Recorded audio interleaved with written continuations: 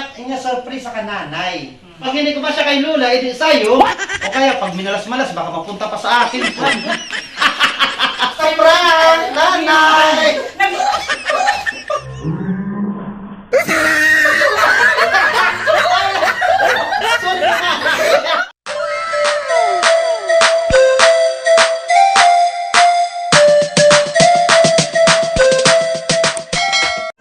Ayan, welcome back!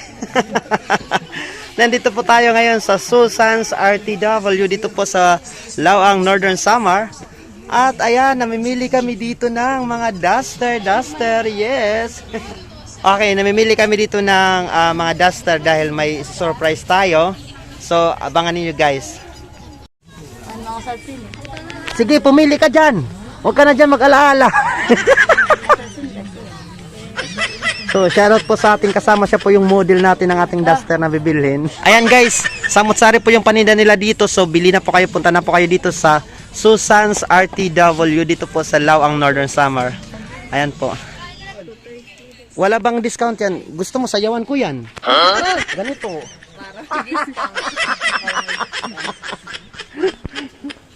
Welcome to Susan RTW. Ayan, sige. Hikayatin mo yung mga mamimili na bumili na dito sa inyo. Oh, punta na daw kayo dito sa Susan's RTW dito po sa Lawang, Northern Samar. Siya po yung haharang sa inyo kapag nangupit kayo. Hi! Mag-hi naman kayo dyan. Baka may gusto kayong i-shoutout. Shoutout to Shout out sa mga taga-barangay Kanyumanan.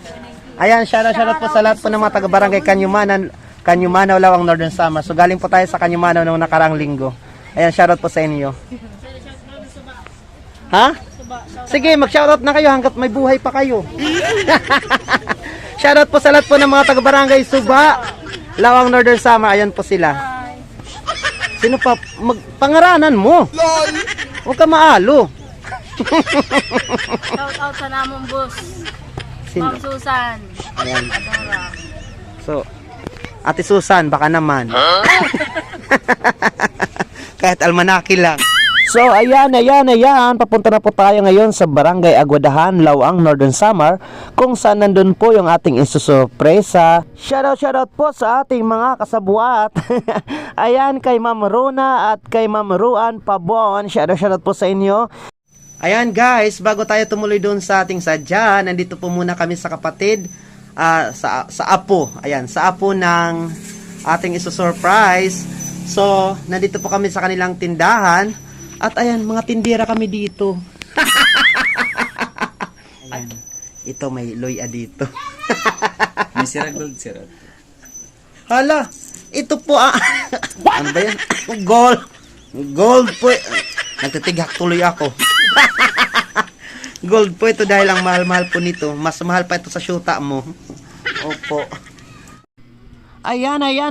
Pupuntahan na po natin ang ating sadya. Isa po siyang lola doon po sa Barangay Aguadahan, Lawang, Northern Samar. Si Lola Felicidad Pozo del Moro na nais pong makita sa ating vlog sa pamamagitan ng ating vlog ng kanyang mga anak na si Kuya Danny Del Moro at Kuya Robert Del Moro. Ayan, shoutout po sa inyo. Ayan. Nandito na po tayo sa kanilang welcome signage. Ayan, welcome to Barangay Aguadahan, Lawang, Northern Samar. At kaunting trivia lang tayo mga kachaps.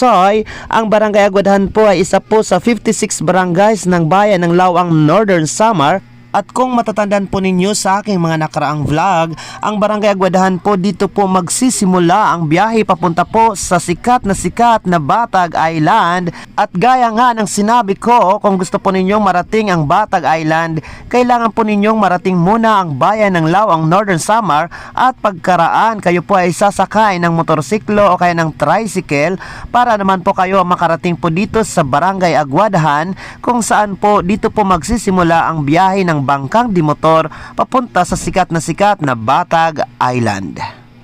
At ayan, kasalukuyan na nga nating binabagtas ang daan papunta po dito sa Barangay Aguadahan, Lawang, Northern Samar.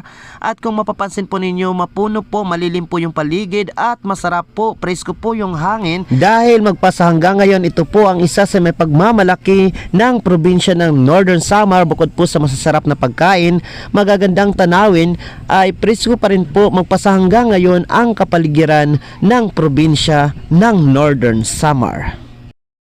Ang sadya natin dito mga kachopsoy ay si Lola Felicidad, 85 years old, at kasalukuyang binabantayan o pinapangalagaan ng kanyang panganay na anak na si Lola Elna, at sa kasalukuyan po sila po ay nasa isang bahay at sasadyain po natin. Bagaman katatapos pa lamang po ng 85th birthday ni Lola Felicidad noong nakarang November at nagsiuwian ng kanyang mga anak para makasama at ipagdiwang ito, siya po ay nais makita ng kanyang mga anak doon sa Maynila sa pamamagitan ng ating vlog. Kung kaya naman sasadyain po natin si Lola para po personal na mabisita at syempre makuhanan ng video para sa kanyang mga anak. Ayan guys, nandito na po tayo sa Barangay Aguadahan, Lawang, Northern Samar. At ayan, kung mapapansin po ninyo, payak po yung kanilang barangay. May mga mangilan-ngilan pong mga magagandang bahay, pero mayroon din man pong mga payak. Simple po ang mga tahanan. At syempre nagdahan-dahan tayo dahil may humps.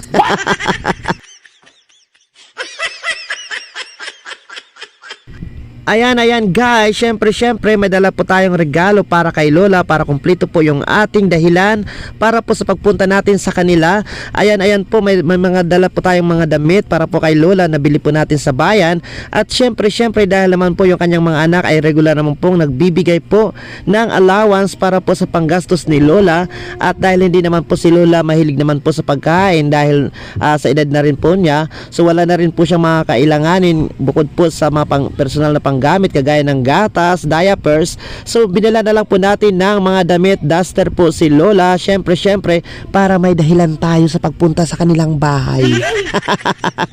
ayan papunta na po, malapit na po yung kanilang bahay. At syempre sa daan po pinag-iisipan na po namin kung ano pong iaalibay namin sa kanyang tagapangalaga. At mabuti na lamang po nandito po yung kasabwat natin. Siya po talaga yung mautak dito. Ayan bumili pa ng snack talaga. At syempre nagpatiuna sila para hindi po mahalatang pupunta kami. So ang usapan namin, magkukunwari po kaming mga taga DSWD at magsasagawa kami ng survey. Wow guys, ang ganda ng bahay, sana oil. Nga, adi, may kamayan didi arog. May kam didi kuan, may matanda kayo dito kasama. So mag-survey po kami sa mga So isa po si nanay sa napili namin na at least makausap or kung sino man po yung nangangalaga sa kanya. Sino po yung nangangalaga kay nanay? Ay, ikaw na po. So pwede po namin makita si nanay. Kasulod kit kay. Diri na siya nakakausap, di ka makakausap. Ayos lang yan. Pwede naman siguro kayo yung kayo yung translator. Isa na makuryak makaintindi. Hindi kami na lang yung magta-translate. Oh, ang ganda naman ng bahay niyo po. Kahit na, ang ganda Kung hindi sa inyo, pwede para na lang sa amin. Grabe, ang ganda ng bahay nila.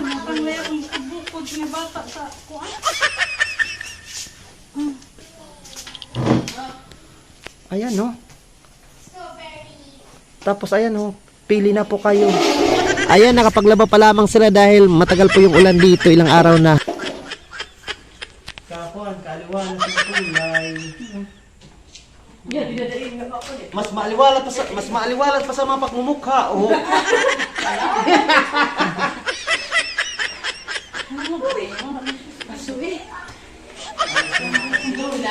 It has an interpreter. Oo. Ay, pwede namang ikaw. Hello po, Nay. Magandang hapon. Ano pong pangalan ni Nanay? Ako ay ngaran. Ay ngaran ko na siya si Felicidad Poso del Moro. Si Nanay Felicidad Poso del Moro. Ilang taon ko lang na po si Nanay? 85. 85 years old. Wow. Kailan po yung birthday ni nanay? November 16. Wow, belated happy birthday po, Nay. Lola, belated happy birthday po. Nakakakain pa po si nanay ng ano? Yung pagkain po niya, yung regular pa po pagkain. So, nanghingi pa po siya ng pagkain, nakakas pa po siya kumain. Malakas pa kumain. Pero hindi naman po si nanay nag-uulyanin sa ngayon, Nay. Hindi pa naman. Ang maganda po yung ano. Yung pagsasalita lang niya ang problema. Hindi ko- Nakakapaglakad pa si nanay. Hindi. Ay, hindi na si nanay. Nakadepende na lang yun sa akin. Ganyan siya magsalita. Opo. Pero naiintindihan niyo naman po na yung sinasabi ni Lola. Parang ano kami, anong tawag dyan? Kumbaga, sinusubukan niyo na lang intindihin. Tapos pag na, ano, sabi Nakasiyo yan, dadala si Iyo. nakukulaan ko yung ibig niya. Opo. So, ilan po yung mga anak ni nanay? Ilan po lahat yung mga anak ni nanay? Ito. 7. So, sa 7 niyang anak, ilan po yung nandito na nangangalaga po kay nanay? Tumitingin po. Ako lang. Ikaw lang. Yung ibang mga kapatid po muna yung Sa nasaan? Manila naman yan. Ang pamilya lang. Oo. Sa 7 mga anak, ilan po yung lalaki? Apat yung lalaki. 3 kaming babae. Okay. 4 ang lalaki, 3 babae. Pangani ka po, Nay? Ikaw ang pangani sa 7 mga. Wow, grabe. So, ikaw talaga yung, sa lahat ng mga anak, ikaw talaga yung pinaka the best. Kuwaran ka kasi, ibang sakripisyo po yung ibinibigay, ibang sakripisyo po yung ibinibigay ng nanay na, ay yung anak na, talagang nag-aasikaso. Iba pa rin po doon sa mga nagbibigay. Siyempre, iba naman po yung mga anak na nagbibigay ng nagpapadala ng pera, pagtustos, opo. Sa nanay o sa anak na talaga namang araw-araw siya po mag-aalaga. So, sa ngayon, Nay, kayo na yung pinapaliguan niyo na po si nanay, si Lola. Ngayon hindi pa naliligo kasi malamig. Ayos lang yan. Ako nga din po, hindi pa rin po ako naligo. Patas-patas lang po tayo dito. Ayaw niya maligo. Okay po, opo. So, nung malakas pa po si nanay, nung kabataan pa po ni nanay, ano pong trabaho ni nanay? Sa Manila, nagtrabaho siya doon. Yaya. Doon. Yaya siya doon. Oo. Sa trabaho po niyang, yung pagyaya po niya, yun po yung pinantustos pa sa inyong mga anak, Papaaral pampaaral. sa mga kapatid ko. Grabe. Sakripisyo din pala si Lola. Sa ngayon, may maintenance na po si nanay. May maintenance na si nanay. Bukod sa sa kondisyon po ni nanay na pahirapan po siyang maglakad at makapagsalita, may iba po pa po siyang karamdaman na iniinda. Wala naman. Yun lang ang problema niya. So malakas pang kumain. Malakas kumain. Buti hindi kagaya ng ibang mga lola na bugnutin, yung madaling mairita, madaling magalit. Minsan ano siya, pag magulo yung mga bata, maingay.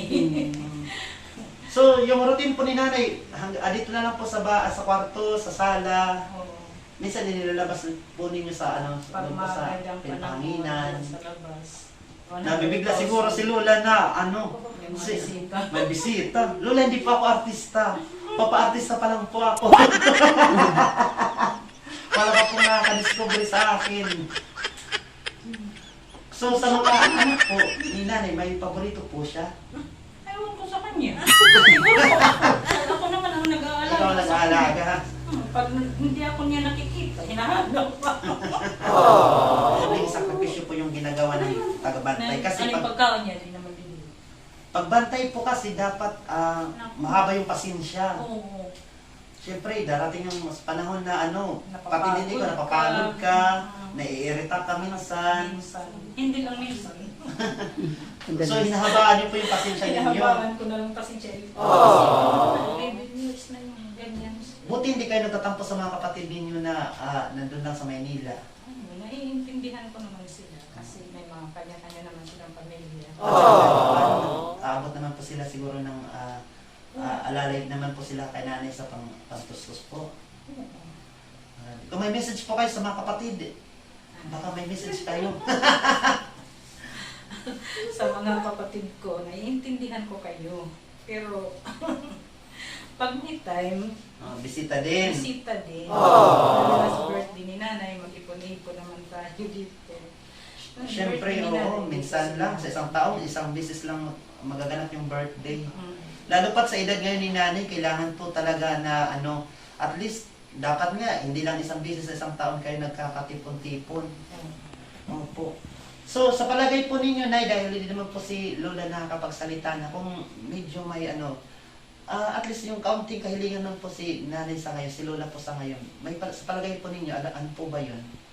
Kung may mahihiling pa po siya sa kanyang buhay, kung may gusto pa po siyang gawin, may pinapangarap pa po siyang makita, maabot, Siguro makuha. po, yung makita lang niya mga anak niya, kung ano-ano ang mga kalagayan ng bawat isa, yun lang siguro.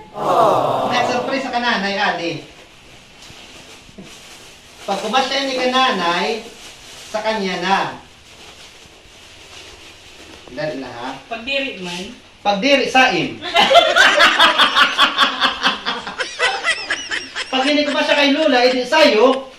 Sorry ka Lula, kasi hindi sa'yo kumasya eh. O kaya pag minalas-malas, baka mapunta pa sa akin to.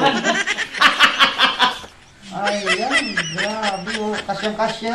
Parang sinama natin si Lula sa Sinukat na sinukat. Parang sinama lang si Lula sa bayan sa pagbili ng damit. Opo, ano ba ito? ano ba yan?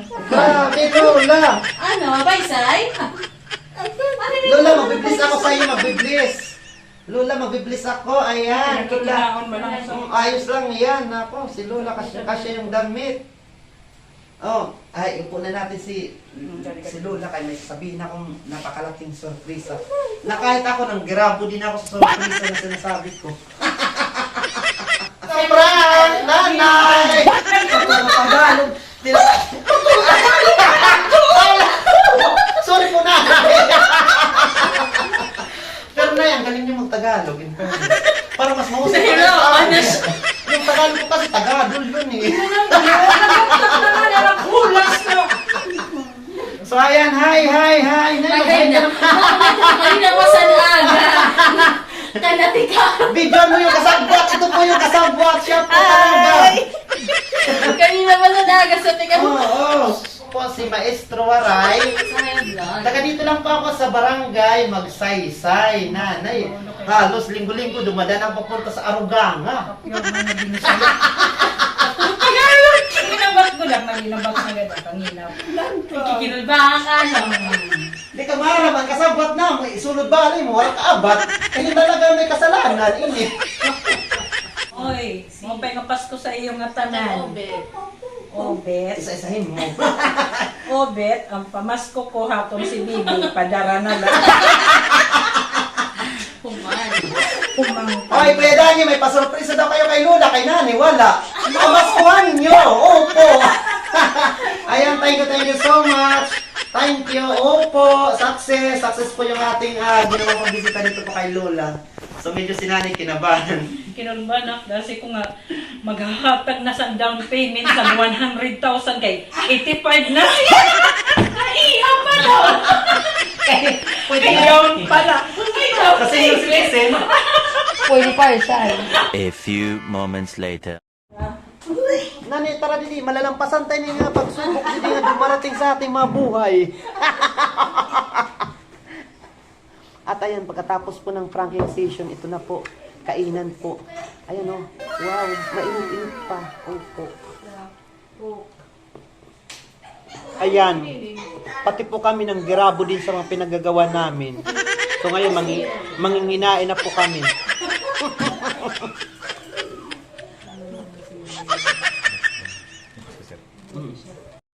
Ayan, pagkatapos po ng ating matagumpay na pranking session po dito kay Nanay Ilna at kay Lola Felicidad, naglibot naman po tayo dito sa kanilang barangay, dito po sa Barangay Aguadahan, Lawang, Northern Samar.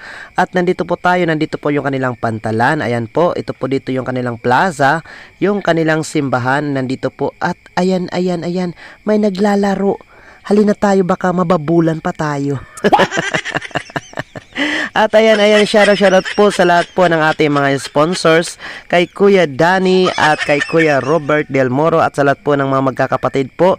Shoutout din po kay Nanay Ilna at kay Lola Felicidad. Ganon din po, shoutout po again sa ating pong kasabwat kay Ma'am Rona at kay Ma'am Ruan Pabon, pati po sa kanilang asawa. So shoutout po sa inyong dalawa. At shoutout po sa lahat po ng mga taga-barangay Aguadahan, Lawang, Northern Samar, sa kanilang mga residente dito sa kanilang barangay, lalo na po yung mga nandoon po sa Maynila, sa syudad at mga nasa ibang bansa. Ayan, thank you so much at shoutout po sa inyong lahat. So guys, thank you so much sa inyong tiwala, support at pagmamahal sa inyong nag-iisang Maestro Waray.